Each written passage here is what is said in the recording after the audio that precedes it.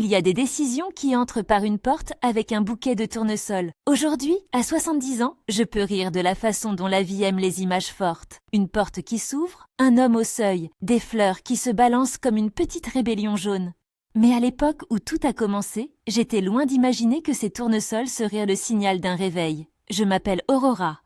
Il y a 6 ans, à 64 ans, ma vie a basculé. Avant cela, j'avais passé 38 ans à apprendre à tenir une place qui n'était pas forcément la mienne. Pendant 38 ans, la maison avait ses règles comme d'autres ont des frontières naturelles. On savait quand on pouvait parler, ce qu'on pouvait acheter, comment plier les serviettes. Antonio aimait l'ordre. Il aimait que les gens voient une façade nette, une vie réussie. Il ne frappait pas, il ne criait pas tous les jours. Sa violence était faite d'attente et de silence, de regards qui mesuraient et de conseils déguisés en commandements. C'était un contrôle poli, presque souriant, et c'était le plus insidieux des enfermements. Les matins commençaient par le sifflement de la bouilloire et la manière dont il versait le café. Je connaissais ce geste par cœur. Sa tasse à lui, la mienne avec 2 cuillères moins de sucre. Il aimait lire le journal au salon, et je passais derrière lui comme si j'effaçais l'empreinte d'une vie en marche. Il y avait des détails qui, pour quelqu'un d'extérieur, paraissaient dérisoires. La télécommande toujours à la même place, la chemise repassée sur la coudoir. Pour moi, ces détails étaient des chaînes invisibles. J'apprenais à ne pas prendre de place. J'apprenais à ne pas déranger. Je n'aimais pas parler de cela de façon dramatique. Quand on raconte une histoire, on a tendance à peindre en noir ou en blanc. La vérité, souvent, est tachetée de gris. Antonio cuisinait parfois des plats qui ramenaient à la table des sourires. Il me faisait des compliments, des petits gestes qui donnaient l'illusion d'une normalité. Il avait aussi ce pouvoir de rendre mes opinions légères, comme du papier que l'on plie pour le cacher dans une poche. Nous avions 3 enfants, Daniel, Fernanda et Pedro. Ils nous aimaient. Ils ont grandi dans cette façade sans forcément voir le fil que je tirais pour rester en place. Leur loyauté, longtemps, a été pour le père. Et je n'ai pas eu la patience de me battre contre l'amour d'un fils ou la peur d'une fille. Je parle de tout cela sans drame, mais avec une honnêteté tenace. La violence psychologique n'a pas de cicatrice spectaculaire. Elle est faite de journées qui s'effacent, de rires qu'on oublie comment prendre à pleine gorge. Je me souvenais de la sensation du velours des rideaux entre mes doigts, du poids d'un silence après une question mal posée, du goût du café qui avait un peu moins de sucre les jours où je m'éteignais. Parfois, quand je pliais le linge, je me surprenais à compter les plis comme on compte les heures jusqu'à la fin d'une attente. À d'autres moments, je devenais experte en camouflage. Un sourire au moment précis, une parole qui convenait, et tout rentrait dans l'ordre. Il m'a fallu beaucoup de temps pour nommer cela prison. On ne nomme pas une chose tant qu'on la tolère. Et on tolère longtemps parce que tolérer parfois est plus confortable que se heurter au monde. Aussi, il faut le dire, il n'y avait pas, dans tous ses gestes, une intention malveillante permanente. Antonio avait ses failles, ses blessures, son histoire. Mais sa manière de nous protéger, nous, sa famille, servait souvent à nous enfermer. À mesure que j'avançais en âge, le contraste entre la sécurité matérielle et le vide intérieur se creusait. La sécurité était confortable, le vide, lui, était un animal froid. Je finis ce bloc en me rappelant d'une phrase que je répétais parfois dans ma tête. Je ne demandais pas la lune, je demandais juste à respirer. C'était ridicule, presque enfantin, et pourtant si vrai. À l'extérieur, nous avions une maison propre, des dîners, des fêtes de famille où tout le monde souriait sur la photo. À l'intérieur, j'apprenais à être petite. Parfois, je me disais que je n'étais pas faite pour être une vague. Les vagues dérangent, elles éclaboussent. Alors je devenais le rivage, immobile, contenante. Si cette histoire vous touche, un petit like aide beaucoup. Et si vous la partagez avec quelqu'un qui a besoin d'entendre qu'il n'est jamais trop tard pour respirer, alors merci. La foire de notre ville était, à première vue, un endroit banal. Fruits, légumes, bric-à-brac, odeur de friture et de café. Pour moi, elle est devenue un espace de respiration. Je n'y allais pas pour me rebeller. J'y allais d'abord pour acheter des tomates convenables, des oignons qui puissent tenir une semaine, des graines de coriandre. Mais la foire m'offrit quelque chose de plus subtil, le hasard en personne. C'était là que j'ai rencontré Sébastien. Je le voyais d'abord de loin, derrière un étal de légumes bien rangés. Il avait une manière de disposer les alfaces, des mains qui connaissaient le langage de la terre. Ses doigts, quand il rangeait une tomate, semblaient réparer un monde ancien. Il n'était pas grand. Il avait des mains larges, rugueuses, tachées de terre comme si la vie était écrite sous la pulpe de ses doigts. Sa voix, je m'en souviens, était douce et basse, comme celle d'un homme qui parle en pensant aux saisons. Il vendait des légumes de son sitio, des œufs, parfois des bocaux de confiture. Il aimait les tournesols. C'était un détail qu'il offrait comme on offre un sourire, sans prétention, sans calcul. Un jour, il m'a tendu un tout petit bouquet jaune. Je les ai cueillis pour ma femme, m'a-t-il dit d'un ton d'excuse. Mais elles aiment tourner vers le soleil. Peut-être qu'elles aimeront ta maison aussi. J'ai ri parce que la remarque avait la maladresse et la franchise d'un homme qui ne sait pas jouer les intrigants. Nous nous sommes vus chaque semaine, pendant des mois. Des échanges de quelques phrases, sur la pluie, sur la sécheresse des derniers étés, sur la manière dont les poules avaient pondu plus que d'habitude. À chaque visite, il y avait un petit geste qui allégeait quelque chose en moi. Une main qui frôlait presque mon bras pour poser une tomate dans mon panier, un regard qui durait juste un peu plus longtemps que la convenance ne le permettait. Rien de scandaleux, rien d'orchestré, juste des brièvetés tissées avec du temps. Je savais qu'il était marié, je savais qu'il avait un fils, Roberto, qui s'occupait du site quand il le fallait. Tout cela faisait partie de la géographie réelle des rencontres humaines. Ce n'était pas l'idée d'une aventure accessoire, c'était le début d'un réveil. Au début, je me disais que je m'étais enrichie d'une nouvelle amitié. Il avait cette façon de prononcer mon nom, Aurora, en y mettant de la chaleur, comme si les syllabes étaient des petites maisons. À la fin de la semaine, je repassais par ces étalages comme on repasse par les mêmes rues, par habitude, par plaisir. Il me racontait des histoires de la terre, des saisons mauvaises, des récoltes ratées, et moi, je parlais de livres que j'avais laissés inachevés sur l'étagère. Nous rions d'un rien, comme si nous partagions un secret qui n'était pas formulé. Petit à petit, j'ai senti mon rire revenir à gorge déployée, comme après des années où je ne m'autorisais qu'un chuchotement. La vie pourtant n'accepte pas les silences. On vit à l'heure des autres aussi. J'apprenais à goûter ces petits instants, et en même temps, je sentais toujours la présence d'Antonio, quelque part dans la maison, régulant les heures. Il ne me questionnait pas toujours, mais il avait l'art de sentir les choses, comme si l'air portait des messages qu'il savait déchiffrer. Parfois il me demandait « Tu es allé à la foire ?» Je répondais oui, et il acquiesçait. C'était suffisant pour lui. Pour moi non. Il y avait une part de moi qui commençait à sentir le monde autrement, comme si un voile s'était levé. Je ne suis pas arrivée à la foire comme une femme prête à tout changer. Les grandes ruptures ne tombent pas du ciel en un éclair. Elles s'assemblent avec des semaines, des gestes, des pensées. Je me permis d'abord des petites libertés. Acheter une écharpe plus vive qu'à l'habitude, rester 1 minute de plus au banc de la place, saluer des gens que je ne connaissais pas. Des petites choses, des petites rébellions qui semblaient innocentes, mais qui pour moi étaient des pas. Et chaque pas amenait un nouveau sentiment, la curiosité. Il faut distinguer la curiosité du besoin. Si j'avais cherché à tout changer par impulsion, j'aurais probablement trouvé 1000 raisons pour pleurer plus tard. Ce que j'ai découvert, au fil des rencontres, c'était une envie de me reconnecter à mes sens. Les tomates avaient une texture différente quand on les regardait vraiment. L'odeur du café n'était plus seulement un rituel, mais un réseau d'images qui m'appelait. C'était comme si la terre me rappelait à moi-même. Sébastien, sans le savoir, avait réveillé cela. Son regard ne s'imposait pas. Il laissait un espace, et j'apprenais à m'y tenir. La relation est restée discrète. Nous ne nous sommes pas crus au centre d'un roman. Il y a des moments où le monde a besoin des façades intactes, des moments où il faut tenir compte des enfants, du respect, de la mémoire. Je n'ai jamais voulu salir la mémoire d'Antonio. Je ne l'ai jamais dit ainsi au mien. J'ai cherché à être honnête avec moi-même. J'ai dit à haute voix, je veux respirer. Je n'ai pas dit, je veux partir en emportant tout. J'ai dit, je veux vivre. Au fil des mois, nos échanges se sont faits plus fréquents, plus chaleureux.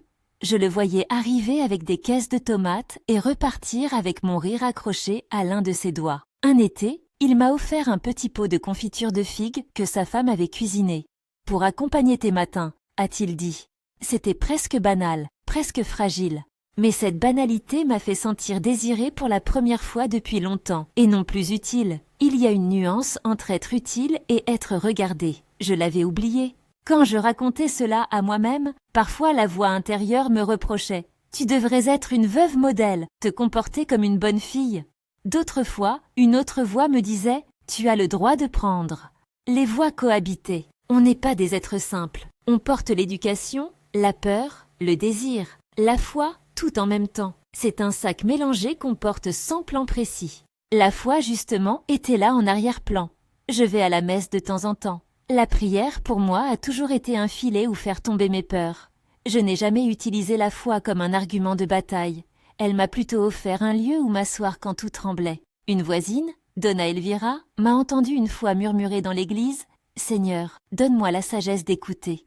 Elle m'a souri après la messe comme si elle savait qu'on peut demander la sagesse et recevoir la force. Il y avait dans la communion du village un mélange de jugement et de soutien.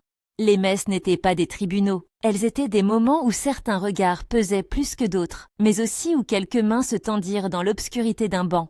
Je commence à écrire ceci et je me rappelle précisément d'une matinée où les choses se sont accélérées. C'était un mardi banal. J'étais sortie plus tôt pour la foire et j'avais acheté des tiges de persil, 2 belles aubergines et un petit bouquet de tournesol que Sébastien avait préparé pour une occasion que je ne connaissais pas encore. Sa main avait effleuré la mienne lorsqu'il m'avait remis les fleurs. Ce effleurement, léger, simple, m'a ouvert une porte que je pensais fermée à jamais. À la maison, la lumière était la même. Les rideaux n'avaient pas changé, mais quelque chose en moi avait basculé. J'ai attendu plusieurs nuits avant de dire oui à l'invitation qu'il m'a faite. Viens au sitio un jour, pas maintenant, viens quand tu voudras. L'invitation était phrased comme une évidence rurale. Allons au sitio, voyons la terre. Ce n'était pas une demande dramatique, c'était une proposition à la mesure d'un homme qui vit au rythme des saisons. Mais pour moi, accepter signifiait ouvrir un chapitre que personne ne m'avait demandé d'ouvrir. Signifierait-il trahir une mémoire ? Signifierait-il enfin prendre soin de moi ? Je ne savais pas. Les enfants, quand ils l'ont su plus tard, n'ont pas aimé. Je vous raconte cela avec la prudence d'une femme fatiguée des jugements rapides. Daniel, mon fils aîné, avait une façon de poser des questions qui laissait peu de place à la nuance. « Tu vas chez cet homme, à ton âge ?» Fernanda, ma fille, avait d'abord pleuré comme si elle perdait une partie de son histoire. Pedro, lui, restait muet sur tout, regardant son assiette comme si un autre repas avait été servi et qu'il n'avait pas été invité. Je comprends leurs réactions, je les entends encore, et elles ont été comme des coups froids. Ils avaient grandi avec l'image d'un foyer. Toute altération de cette image semblait, aux yeux d'une génération, un danger. Pourtant, mes conversations avec Sébastien n'étaient jamais conçues pour brouiller les contours des autres. Elles étaient une manière d'être retrouvées. Il ne m'a jamais dit de quitter ma maison. Il m'a dit « Si un jour tu veux connaître la terre autrement, je t'invite ». Il connaissait les risques. Il connaissait les regards. Il avait lui aussi ses blessures, sa pudeur, son histoire. Et c'est peut-être cela qui rendait nos rencontres si discrets et simples. Pas de domination, pas de promesses en l'air. De la patience, des gestes doux, une présence qui ne cherchait pas à combler un manque par une possession. L'invitation est restée en suspens comme une corde qu'on tire doucement. J'ai pris des nuits pour réfléchir, pour peser. Chaque fois que je revenais au souvenir des tournesols, je sentais que la couleur du monde changeait un peu. Les murs de la maison semblaient moins lourds. Je me voyais cueillir des tomates au petit matin, peut-être sentir la terre froide sous mes ongles, peut-être apprendre à reconnaître les cris d'un coq. C'était presque comique, l'idée que la terre pourrait apprendre à une femme de mon âge à s'étirer comme si on venait de se réveiller. Il y avait bien sûr la peur réelle des réactions. Je me disais que mes enfants se sentiront trahis, que les voisins parleraient, que la paroisse me regardera d'un œil nouveau. Mais la peur cohabitait de nouveau avec une autre chose, le désir, simple, de voir si je pouvais encore être surprise par la vie.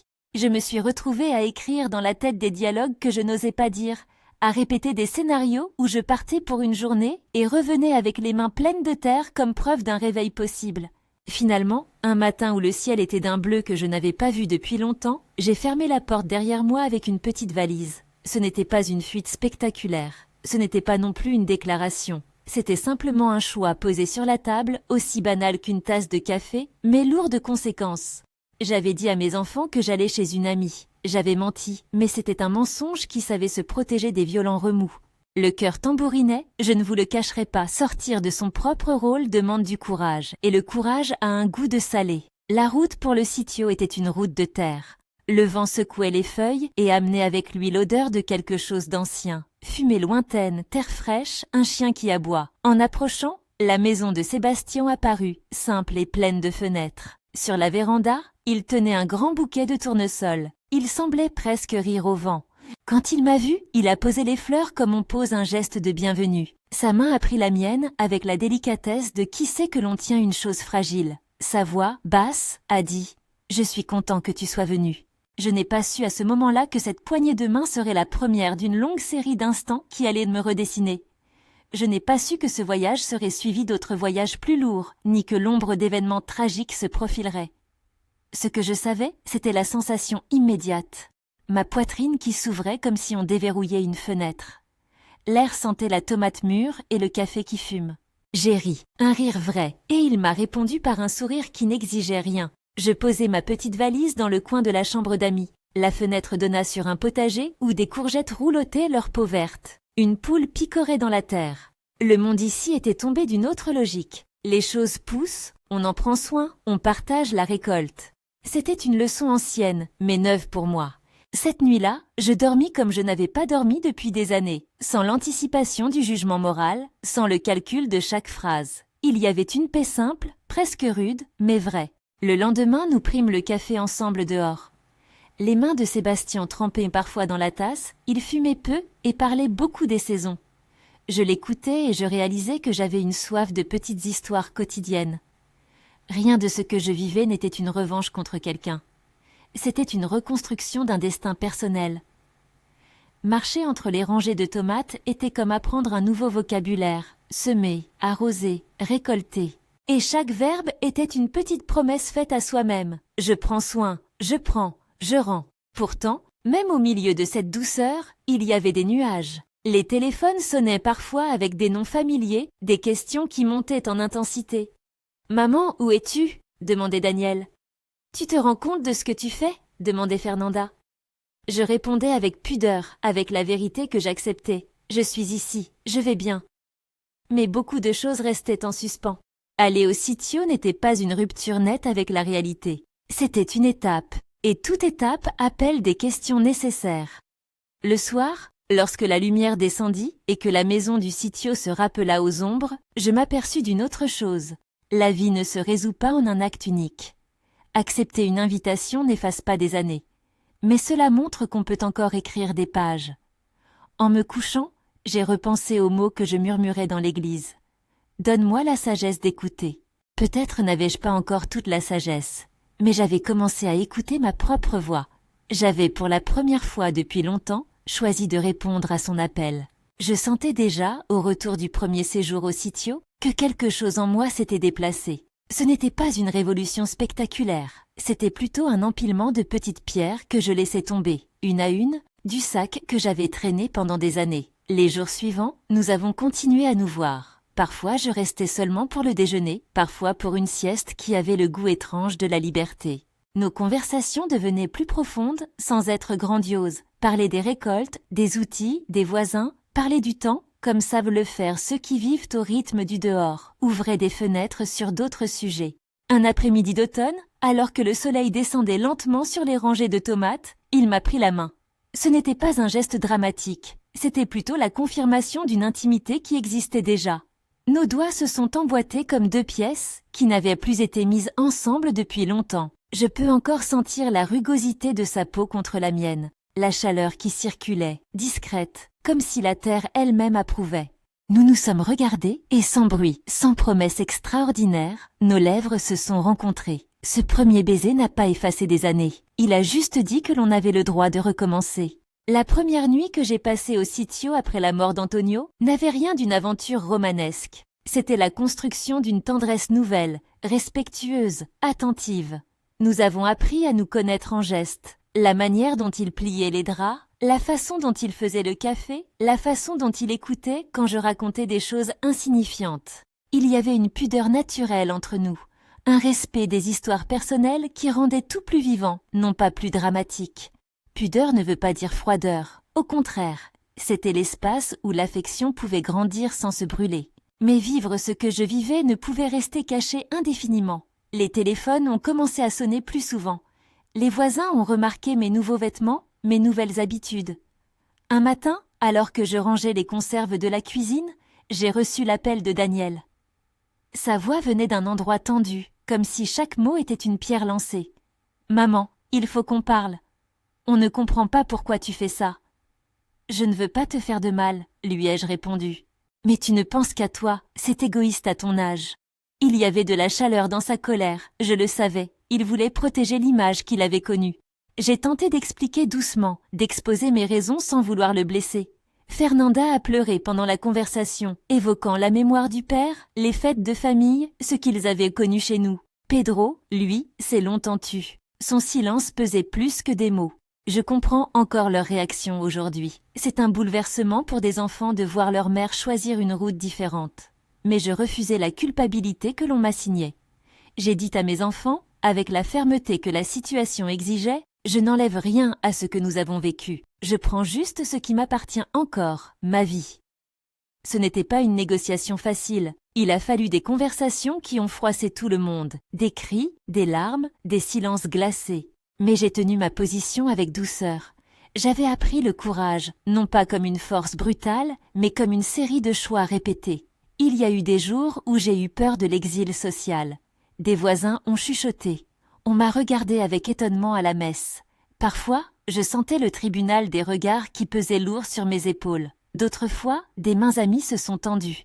Donna Elvira m'a surprise un matin sur la place, un sac d'oranges sous le bras, et elle m'a dit avec un sourire « On a le droit d'être heureuse, ma belle ». Sa phrase, simple, était un baume. Donna Lourdes m'a apporté un plat de riz en disant « Si tu as besoin d'aide, je suis là ».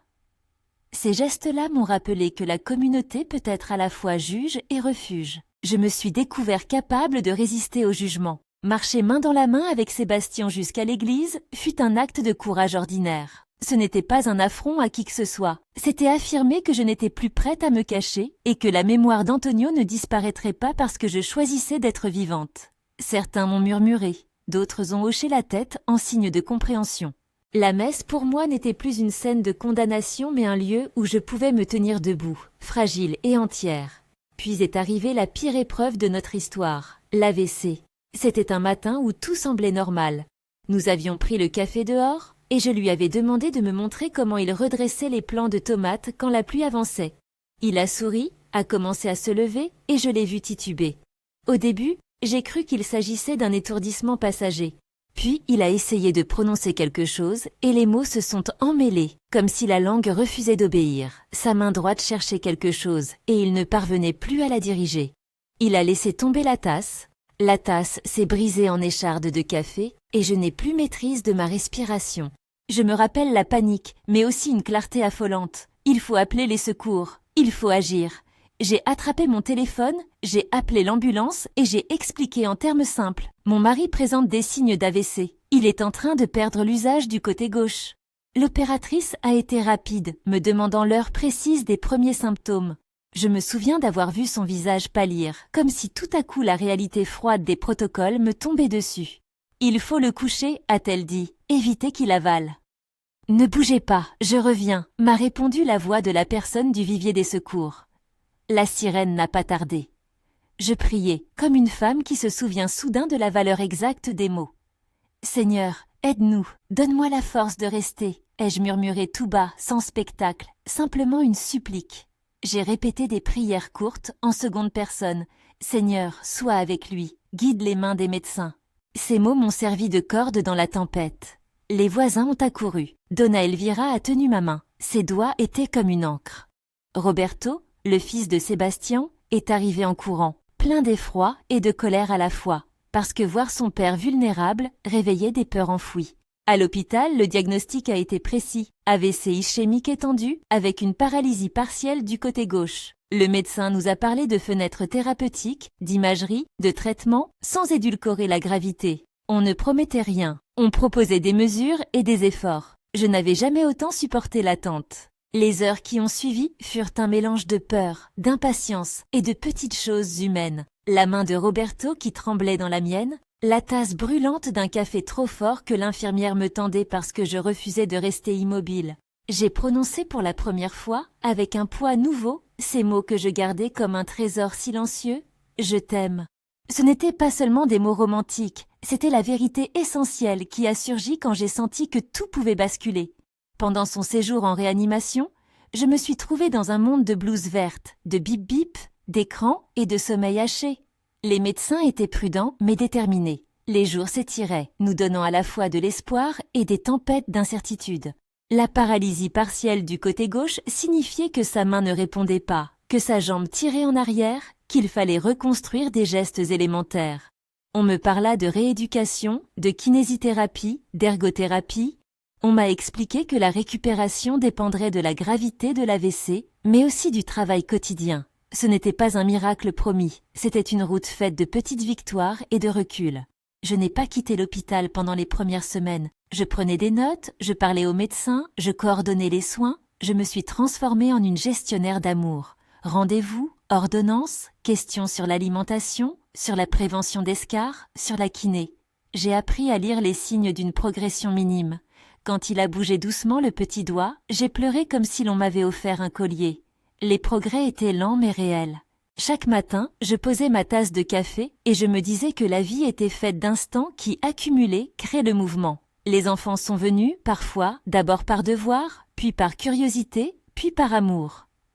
Daniel a mis du temps à franchir la porte du service de rééducation. Il entrait avec un masque de résignation, mais ses yeux trahissaient une autre histoire. Fernanda pleurait et s'asseyait à côté de nous, sans savoir quoi dire. Pedro restait en retrait, mais il a pris sur lui d'apporter des playlists de musique que papa aimait. Ces visites ont été l'occasion de conversations longues et difficiles. Daniel m'a dit un soir, sans colère mais sans fioriture, « Je ne comprenais pas, maman. Maintenant je vois combien tu as aimé. Je ne veux pas te perdre. » Nous avons pleuré ensemble. Le drame familial s'est peu à peu transformé en quelque chose de plus complexe, fait de culpabilité et d'affection. Ce processus n'a pas été instantané. Il a demandé du temps et surtout, il a demandé des gestes concrets. Daniel a commencé à venir aider pour les séances de kiné. Fernanda a pris en charge certaines démarches administratives. Pedro a organisé des trajets. La rééducation a été l'époque de petites découvertes. Nous avons appris à compter sur des aides techniques. Attelles, orthèses, barres pour relever, exercices répétitifs. La kiné devenait une bataille douce et la répétition un acte d'amour. Je me souviens d'une séance où il a réussi à tenir une cuillère puis à porter la nourriture à sa bouche. Nous avons ri et pleuré en même temps. C'étaient des victoires minuscules mais essentielles. J'avais l'impression d'être à la fois infirmière, compagne et élève dans cette école du retour au geste. Le soin au quotidien a consolidé notre lien. À travers les soins, je voyais chez lui une patience nouvelle. Un homme qui avait vécu des années à donner les règles aux autres, mais qui maintenant apprenait à recevoir sans honte. Cette vulnérabilité le rendait différent, plus humain peut-être. Je découvrais des aspects que la vie d'avant n'avait pas permis de voir. Un sens de l'humour timide, une tendresse dans les mots, une gratitude simple. Nous avons échangé des conversations plus intimes, parfois en silence. Le soin n'était pas un service froid, il était une relecture quotidienne de nos choix. Les voisins, petit à petit, ont changé de ton.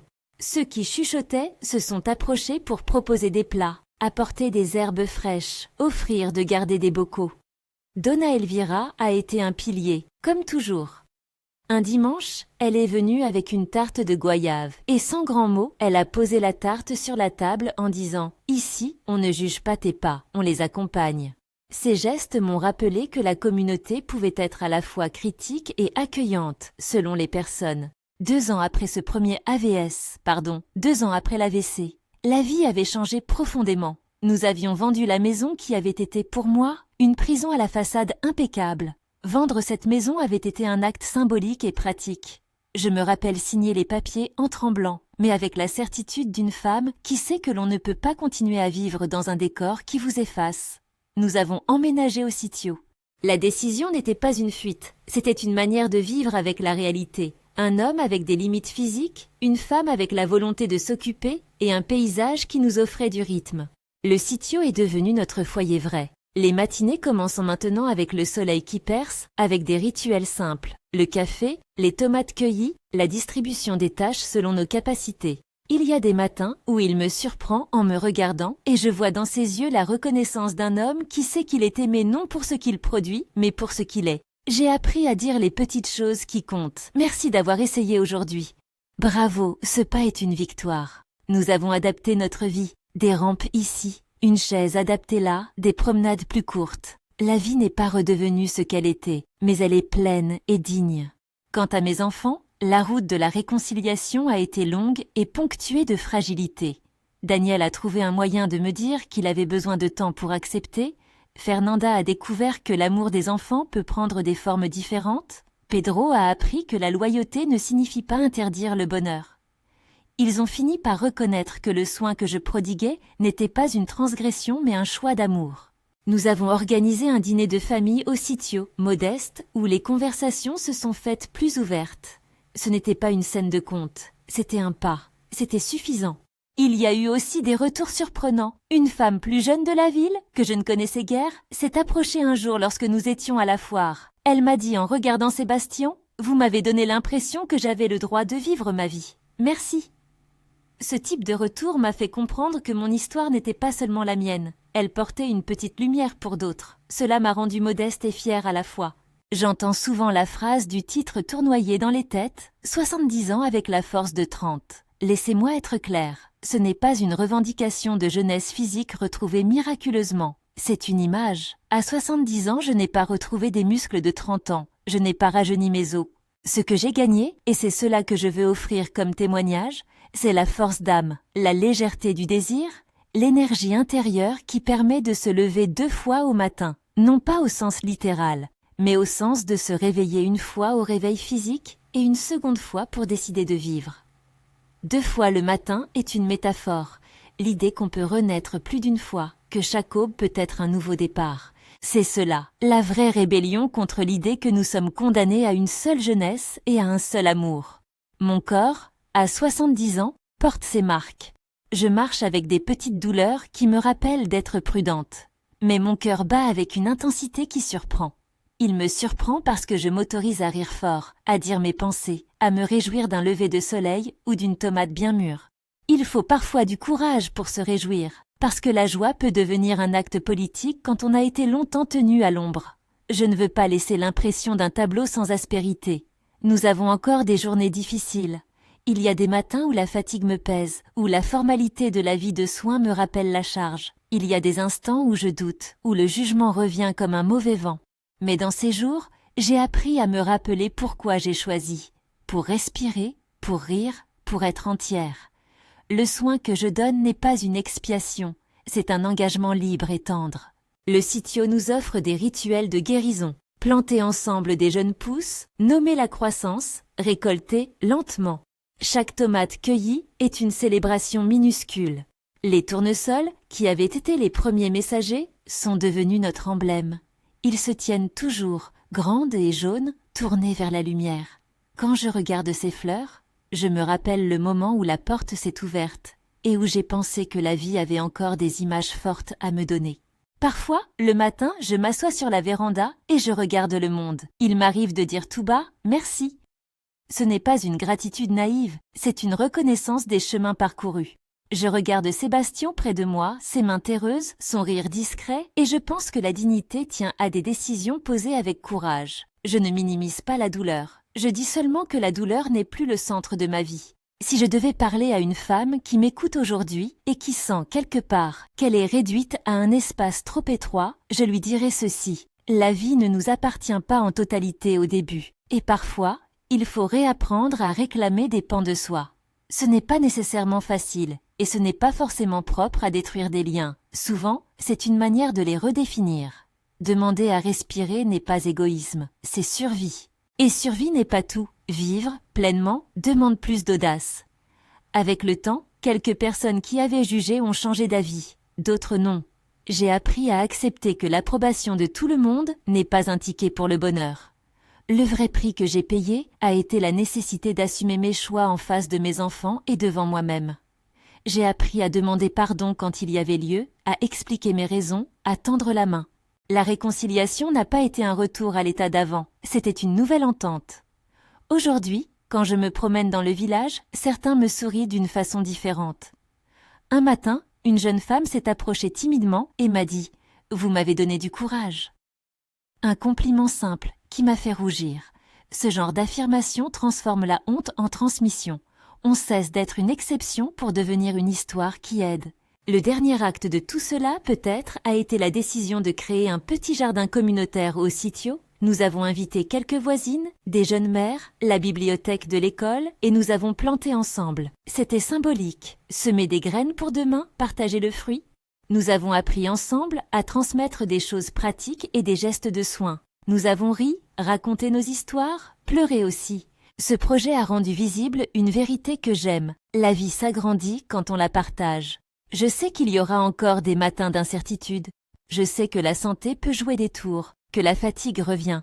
Mais je sais aussi que j'ai des ressources que je ne soupçonnais pas. La résistance du cœur, la capacité à aimer sans annihilation, la force de choisir. À 70 ans, avec des os qui ont beaucoup vécu, j'ai la sensation d'avoir une énergie qui n'est pas la jeunesse physique, mais qui est la vigueur de la volonté. C'est pour cela que le titre peut paraître exagéré. C'est volontairement une hyperbole marketing, mais en même temps une vérité métaphorique. On peut retrouver, à tout âge, la vigueur d'un désir qui nous pousse à vivre. On peut se lever 2 fois, chaque matin. Je ne dis pas que c'est facile, je dis que c'est possible. Et je dis aussi ceci, prendre soin n'est pas renoncer à soi. Je l'ai répété souvent dans des moments de doute. C'était, et c'est encore, mon manifeste intime. Il y a des choses pratiques que je veux partager en guise de fin. Si vous êtes dans une situation où vous envisagez de changer votre vie à un âge mûr, faites-le avec clarté. Discutez avec ceux qui comptent, préparez les aspects pratiques, mais surtout préparez votre cœur. Entourez-vous de gens de confiance. Sachez que la foi peut être une compagnie discrète, qu'une main amie peut vous soutenir, et que demander de l'aide est un acte de sagesse, non une faiblesse. Avant de conclure, je veux vous confier une image qui me berce.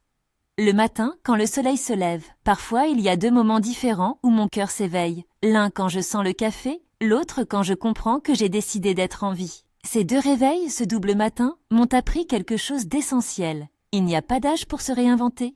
Je ferme en vous regardant, comme si vous étiez assis à côté de moi sur la véranda. Si mon histoire a touché quelque chose en vous, si elle a réveillé une attente, une mémoire ou simplement un sourire, partagez-la. Racontez en commentaire si vous avez connu un réveil, une seconde aube. Abonnez-vous si vous voulez entendre d'autres témoignages qui disent que la dignité n'a pas d'âge. Et si vous connaissez quelqu'un qui a besoin d'entendre qu'il n'est jamais trop tard pour respirer, envoyez-lui cette histoire. On se soutient, on se tient la main, même à distance. Les tournesols vont toujours vers la lumière. Moi aussi. Merci d'avoir marché un bout de chemin avec moi.